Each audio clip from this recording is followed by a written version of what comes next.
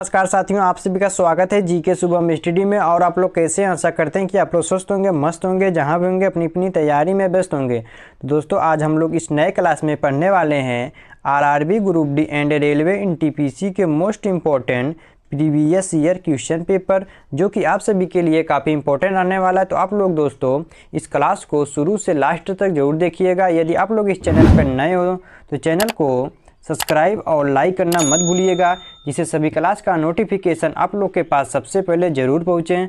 तो चलिए दोस्तों स्टार्ट करते हैं। आज का पहला क्वेश्चन है, कौन सा बौद्ध ग्रंथ बौद्ध धर्म के अनुयायियों के बीच दैनिक जीवन के नियमों से संबंधित है? तो दोस्तों बताइए, कौन सा बौद्ध ग्रंथ बौद्ध धर्म के अनुयायियों के दैनिक जीवन के नियमों से संबंधित है? सूतक पिटक, विनय पिटक, अभिधम पिटक या फिर जातक कथाएं? तो याद रखिएगा, इसका राइट आंसर हो जाएगा ऑप्शन बी।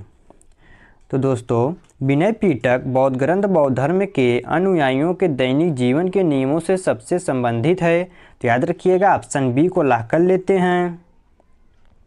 चलिए अगला क्वेश्चन देखते हैं। काफ़ी इंपॉर्टेंट क्वेश्चन है, इसको ध्यान से देखिएगा। किसने भारत में सर्वप्रथम लोक सेवा सिविल सर्विस की स्थापना किया था?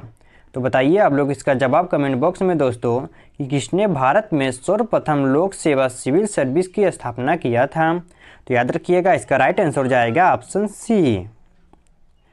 तो लॉर्ड कॉर्नवालिस ने भारत में सर्वप्रथम लोक सेवा सिविल की स्थापना किया था। तो याद रखिएगा दोस्तों, ऑप्शन सी को लॉक कर लेते हैं। चलिए अगला क्वेश्चन देखते हैं। काफ़ी इंपॉर्टेंट क्वेश्चन है, अंग्रेजों ने डिवाइड एंड रूल फूट डालो और राज करो की नीति कब अपनाई थी? 1757, 1858, 1905 फिर 1942? तो याद रखिएगा, इसका राइट आंसर जाएगा ऑप्शन सी। तो 1905 ईस्वी में डिवाइड एंड रूल फूट डालो और राज करो की नीति अपनाया गया था। तो याद रखिएगा दोस्तों, ऑप्शन सी को लॉक कर लेते हैं। चलिए अगला क्वेश्चन देखते हैं।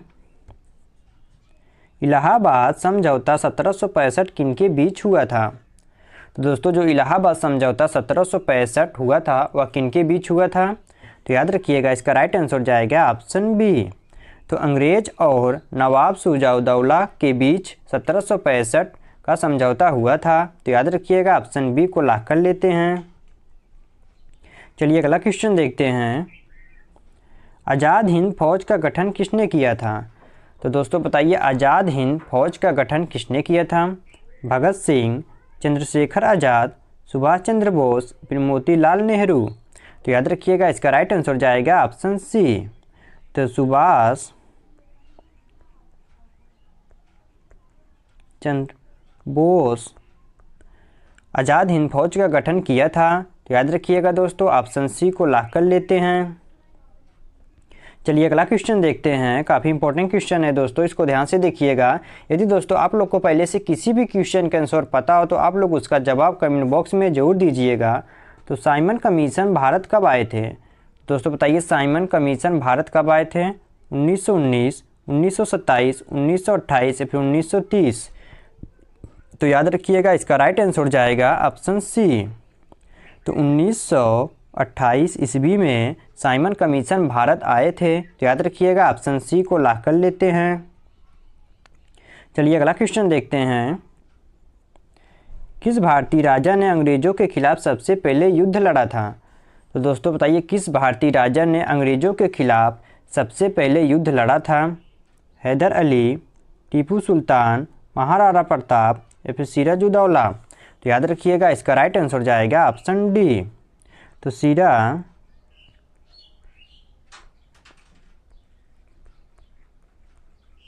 सिराजुद्दौला दोस्तों भारतीय राजा ने अंग्रेजों के खिलाफ सबसे पहले युद्ध लड़े थे। तो याद रखिएगा, ऑप्शन डी को लॉक कर लेते हैं। चलिए अगला क्वेश्चन देखते हैं दोस्तों। मुगल साम्राज्य की स्थापना किसने की थी? बाबर, अकबर, हुमायूं या फिर औरंगजेब? तो याद रखिएगा, इसका राइट आंसर जाएगा ऑप्शन ए। तो बाबर ने मुगल साम्राज्य की स्थापना किया था। तो याद रखिएगा, ऑप्शन ए को लॉक कर लेते हैं।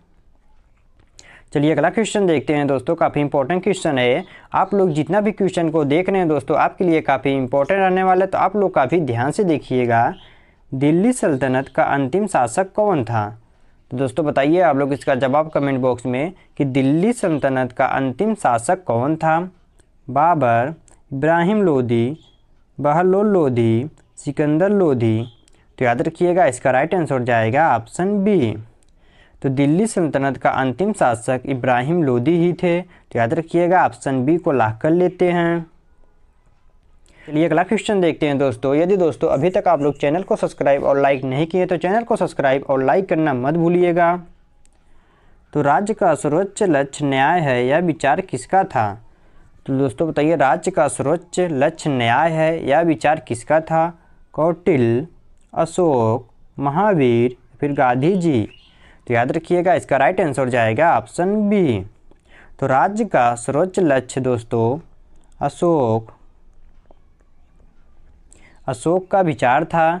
तो राज्य का सर्वोच्च न्यायालय लक्ष्य जो न्यायालय था वह अशोक ने दिया था। तो याद रखिएगा दोस्तों ऑप्शन बी को लॉक कर लेते हैं। चलिए अगला क्वेश्चन देखते हैं। किस गवर्नर जनरल ने भारत में प्रथम बार डाक सेवा की शुरुआत की थी? तो दोस्तों बताइए किस गवर्नर जनरल ने भारत में प्रथम बार डाक सेवा की शुरुआत की थी? तो याद रखिएगा इसका राइट आंसर जाएगा ऑप्शन बी। तो लॉर्ड डलहौजी ने जनरल भारत के प्रथम बार डाक सेवा की शुरुआत किया था। तो याद रखिएगा ऑप्शन बी को लॉक कर लेते हैं। चलिए अगला क्वेश्चन देखते हैं। रौलेट एक्ट किस वर्ष में पारित किया गया था? तो दोस्तों बताइए रौलेट एक्ट किस वर्ष में पारित किया गया था? 1917, 1919, 1921 या फिर 1935। तो याद रखिएगा इसका राइट आंसर जाएगा ऑप्शन बी। तो रौलेट एक्ट 1919 ईस्वी में पारित किया गया था। तो याद रखिएगा ऑप्शन बी को लॉक कर लेते हैं। चलिए अगला क्वेश्चन देखते हैं। अंग्रेजों के खिलाफ संग्राम लड़ने वाली पहली भारतीय महिला कौन थी? तो दोस्तों बताइए अंग्रेजों के खिलाफ संग्राम लड़ने वाली पहली भारतीय महिला कौन थी? तो याद रखिएगा दोस्तों इसका राइट आंसर जाएगा ऑप्शन ए। तो रानी लक्ष्मीबाई अंग्रेजों के खिलाफ संग्राम लड़ने वाली पहली भारतीय महिला थी। तो याद रखिएगा ऑप्शन ए को लॉक कर लेते हैं। चलिए अगला क्वेश्चन देखते हैं। काफ़ी इंपॉर्टेंट क्वेश्चन है। अंग्रेजों द्वारा भारतीय राष्ट्रीय कांग्रेस की स्थापना किस उद्देश्य से किया गया था? तो दोस्तों बताइए जो अंग्रेजों द्वारा भारतीय राष्ट्रीय कांग्रेस की स्थापना हुआ था वह किस उद्देश्य से किया गया था? तो याद रखिएगा इसका राइट आंसर जाएगा ऑप्शन बी। तो भारतीयों को आपस में विभाजित करने के उद्देश्य से जो अंग्रेजों द्वारा भारतीय राष्ट्रीय कांग्रेस की स्थापना हुआ था वह भारतीयों को आपस में विभाजित करने के उद्देश्य से किया गया था। तो याद रखिएगा दोस्तों ऑप्शन बी को लॉक कर लेते हैं। चलिए अगला क्वेश्चन देखते हैं दोस्तों। काफ़ी इंपॉर्टेंट क्वेश्चन है, इसको ध्यान से देखिएगा। ये क्वेश्चन पिछली बार एग्जाम में भी पूछा गया था। अलीगढ़ मुस्लिम विश्वविद्यालय की स्थापना किसने किया था? तो दोस्तों बताइए जो अलीगढ़ मुस्लिम विश्वविद्यालय की स्थापना हुआ था वह किसने किया था? सैयद अहमद खान, मौलाना आज़ाद, मोहम्मद अली जिन्ना, फिर शाही वलीउल्लाह। तो याद रखिएगा इसका राइट आंसर जाएगा ऑप्शन ए। तो सैयद अहमद खान ने अलीगढ़ मुस्लिम विश्वविद्यालय की स्थापना किया था। तो याद रखिएगा ऑप्शन ए को लॉक कर लेते हैं। चलिए अगला क्वेश्चन देखते हैं। अवध को ब्रिटिश साम्राज्य में कब मिलाया गया था? 1852, 1856, 1858 या फिर 1862। तो याद रखिएगा इसका राइट आंसर जाएगा ऑप्शन बी। तो अवध को ब्रिटिश साम्राज्य में 1856 ईस्वी में मिलाया गया था। तो याद रखिएगा दोस्तों ऑप्शन बी को लॉक कर लेते हैं। चलिए अगला क्वेश्चन देखते हैं दोस्तों। काफ़ी इंपॉर्टेंट क्वेश्चन है, इसको ध्यान से देखिएगा। भारत में जालियांवाला बाग हत्याकांड किस वायसराय के कार्यकाल में हुआ था? दोस्तों बताइए भारत में जालियांवाला बाग हत्याकांड किस वायसराय के कार्यकाल में हुआ था? आपका ऑप्शन दिया है Lord Latin, Lord Curzon, Lord Jamesford, फिर लॉर्ड वेल्लेस्ली। तो याद रखिएगा इसका राइट आंसर जाएगा ऑप्शन सी। तो भारत में जालियांवाला बाग हत्याकांड दोस्तों लॉर्ड जेम्सफोर्ड वायसराय के कार्यकाल में हुआ था। तो याद रखिएगा ऑप्शन सी को लॉक कर लेते हैं। चलिए अगला क्वेश्चन देखते हैं दोस्तों। काफ़ी इंपॉर्टेंट क्वेश्चन है, ये क्वेश्चन पिछली बार एग्जाम में भी पूछा गया था। भारतीय राष्ट्रीय कांग्रेस ने पूर्ण स्वराज का प्रस्ताव कब पारित किया था? 1929, 1930, 1931 या फिर 1942? तो याद रखिएगा इसका राइट आंसर हो जाएगा ऑप्शन ए। तो भारतीय राष्ट्रीय कांग्रेस ने पूर्ण स्वराज का प्रस्ताव 1929 ईस्वी में पारित किया था। तो याद रखिएगा ऑप्शन ए को लॉक कर लेते हैं। चलिए अगला क्वेश्चन देखते हैं दोस्तों। भारत के प्रथम स्वतंत्रता संग्राम के दौरान बहादुर शाह जफर को अंग्रेजों ने कहाँ कैद किया था? लाहौर, रंगून, दिल्ली या फिर मुंबई? तो याद रखिएगा इसका राइट आंसर जाएगा दोस्तों ऑप्शन बी। तो भारत के प्रथम स्वतंत्रता संग्राम के दौरान बहादुर शाह जफर को रंगून में अंग्रेजों ने कैद कर लिया था। तो याद रखिएगा ऑप्शन बी को लॉक कर लेते हैं।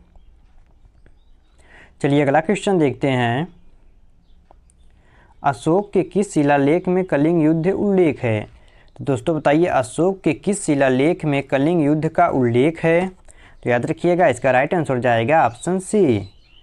तो अशोक के धौली और जौगढ़ शिलालेख में कलिंग युद्ध का उल्लेख किया गया है। तो याद रखिएगा दोस्तों ऑप्शन सी को लॉक कर लेते हैं। चलिए अगला क्वेश्चन देखते हैं, काफ़ी इंपॉर्टेंट क्वेश्चन है। भारत की पहली महिला शासक कौन थी? तो दोस्तों बताइए भारत की सबसे पहली महिला शासक कौन थी? रानी लक्ष्मीबाई, रजिया सुल्तान, चंद्रमुखी देवी या फिर दुर्गावती? तो याद रखिएगा इसका राइट आंसर जाएगा ऑप्शन बी। तो रजिया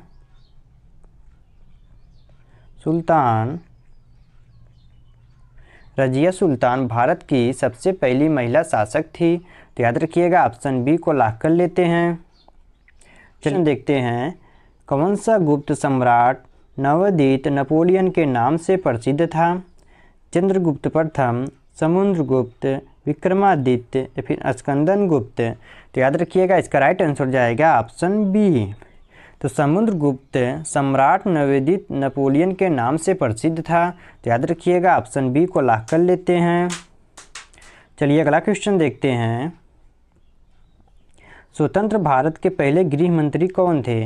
तो दोस्तों बताइए स्वतंत्र भारत के पहले गृह मंत्री कौन थे? पंडित जवाहरलाल नेहरू, सरदार पटेल, डॉक्टर राजेंद्र प्रसाद या फिर सी राजागोपालाचारी?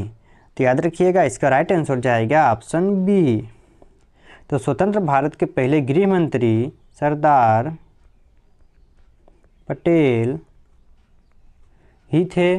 तो याद रखिएगा दोस्तों स्वतंत्र भारत के पहले गृह मंत्री कौन थे? तो सरदार पटेल ही थे। तो याद रखिएगा ऑप्शन बी को लॉक कर लेते हैं। चलिए अगला क्वेश्चन देखते हैं। अग्निकुल से संबंधित राजवंश कौन सा था? तो दोस्तों बताइए अग्निकुल से संबंधित राजवंश कौन सा था? प्रतिहार, चौहान, चंदेल या फिर कछवाहा? तो याद रखिएगा इसका राइट आंसर जाएगा ऑप्शन बी। तो अग्निकुल से संबंधित राजवंश चौहान ही थे। तो याद रखिएगा दोस्तों ऑप्शन बी को लॉक कर लेते हैं। चलिए अगला क्वेश्चन देखते हैं दोस्तों, और आज का लास्ट क्वेश्चन है। किस मुगल सम्राट ने दीन ए इलाही धर्म की स्थापना किया था? तो दोस्तों आप लोग इसका जवाब बताइए कमेंट बॉक्स में। किस मुगल सम्राट ने दीन ए इलाही धर्म की स्थापना किया था? बाबर, अकबर, जहांगीर, फिर औरंगजेब? तो याद रखिएगा इसका राइट आंसर जाएगा ऑप्शन बी। तो अकबर ने मुगल सम्राट दीन ए इलाही धर्म की स्थापना किया था। तो याद रखिएगा दोस्तों ऑप्शन बी को लॉक कर लेते हैं। तो दोस्तों आज के लिए इतना ही, आज इस क्लास को यहीं समाप्त कर रहे हैं। यदि आप लोग को वीडियो पसंद आए तो वीडियो को लाइक करना, शेयर करना और हाँ दोस्तों चैनल को सब्सक्राइब करना मत भूलिएगा, जिससे सभी क्लास का नोटिफिकेशन आप लोग के पास सबसे पहले ज़रूर पहुँचें। तो दोस्तों आप लोग से मिलते हैं अगले वीडियो में, तब तक के लिए जय हिंद, जय भारत।